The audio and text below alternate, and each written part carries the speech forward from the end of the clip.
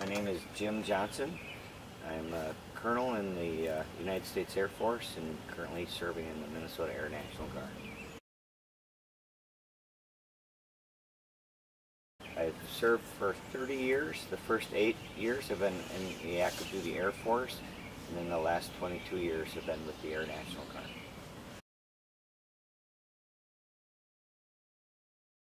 Let's see, I started my Air Force training in college. I was in the ROTC program at the University of Minnesota, and that was from 1982 to 1986. I graduated from there and received a commission in the Air Force, and then went to pilot training down in Lubbock, Texas, and that was in 1987. Upon completion of pilot training, I was assigned an aircraft called the C-21, and that's a Learjet. And that, the basic mission of that is to transport VIPs and general officers throughout the country. And I was stationed in Andrews Air Force Base in Washington, D.C. And then following that period of time, I got an assignment to fly C-130s up in Alaska. And so from about 1991 to 1993, I was flying C-130s there in Elmendorf Air Force Base, just outside of Anchorage, Alaska. And that mission was, our primary mission there was to resupply the radar sites that were along the northern tier of Alaska. That was back in the Cold War era, and we still had early detection radar sites in case the then Soviet Union were wanting to launch any kind of aggressive maneuvers over the northern borders there. And so we'd fly up to some of these remote landing or remote areas, and they had very challenging landing strips, and we'd resupply the people that worked there with food and other supplies. Then following that period of time, in 1994, I came back to Minnesota and joined the Air National Guard, and specifically the 133rd Airlift Wing right here in Minneapolis and St. Paul. And that mission also flew C-130, so the C-130 is known as a tactical airlift mission aircraft, and that means it flies usually within the theater, not across the world, but within, you know, a 500 to 2,000 mile radius, and we can land in very small, austere locations, and we can also, if we can't land in a particular location, we can airdrop whatever we need to deliver to that location. So that's basically sending it out the back of the airplane and having it come to the ground via parachutes. And so we that's our primary mission there with the C-130. All right. Let's see, I've been on several deployments, probably too many to count right now, but I'll try and go through a few of them at this point.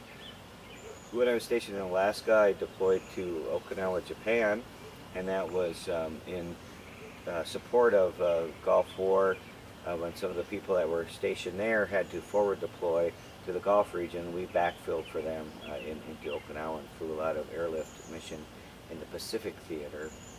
And then when I got back to Minnesota and flying for the Air National Guard, I flew or went on several deployments, including South America, Central America, the Gulf region, and Germany as well.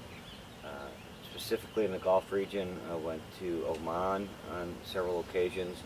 That was a kind of a strategic location there, not midway, but along the Gulf there, between Afghanistan and Iraq and Kuwait, and so we flew a lot of missions in those three countries. And then we also I deployed to Afghanistan and to Iraq on separate occasions as well, and then several deployments to Germany as well.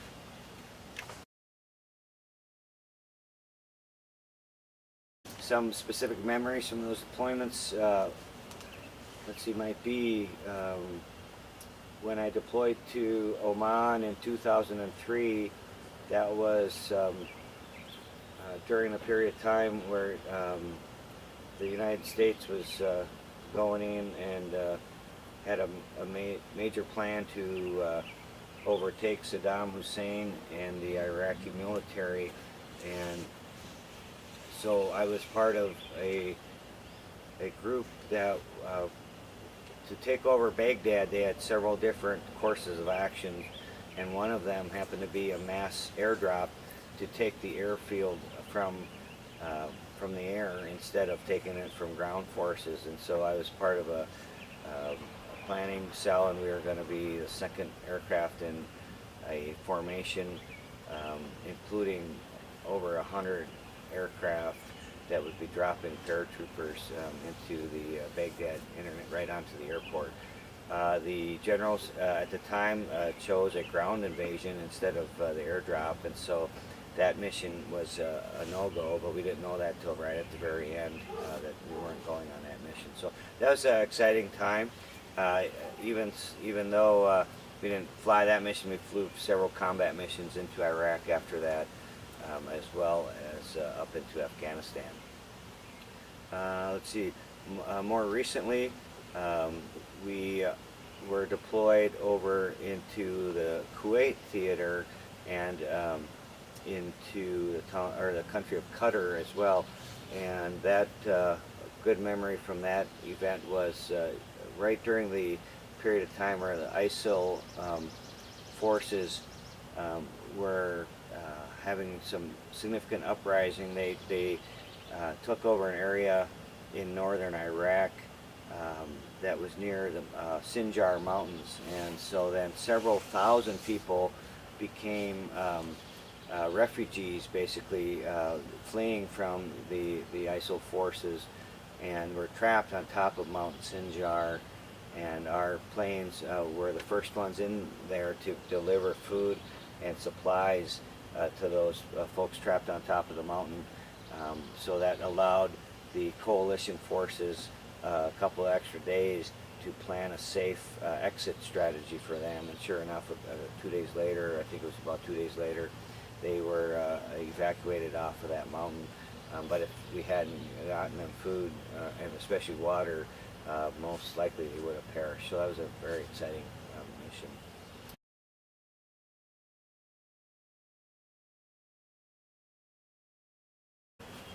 During my flying career, I've had lots of aircraft emergencies. It's kind of the nature of the beast when you're flying so many hours in an aircraft and in some of the conditions that we flew into. But two situations particularly create strong memories for me. One was when I was flying in the Pacific region. We were south of Vietnam at the time, flying from Okinawa over to Thailand, and we lost an engine, and it was also, it had a fire as well, and we tried to put the fire out, and it didn't go out right away. And so we were probably 3 hours by flight time from any landmass, and so that was a little bit a sketchy situation there. But fortunately, we were able to put it out with our second attempt, and we had to fly, as I mentioned, 3 hours to land at an emergency airfield and get the aircraft fixed. So that was a memorable experience. Another one that I had when I was flying up in Alaska, as I mentioned, some of the areas we fly into are very remote and austere. We had a flight control malfunction where our flaps were jammed, and we couldn't lower them for landing, and the flaps allow the aircraft to fly a little bit slower as you come in for landing.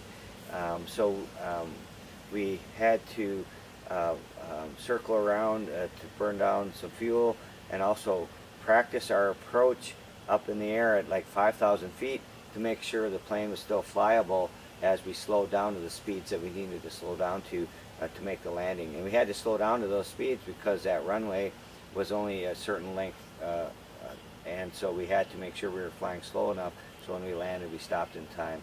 And so the crew all worked together very well during that situation, and we looked at all the different options that we had, and we chose the option to land at that airfield, and it was uneventful, and we're here to talk about it today, so it ended up successful.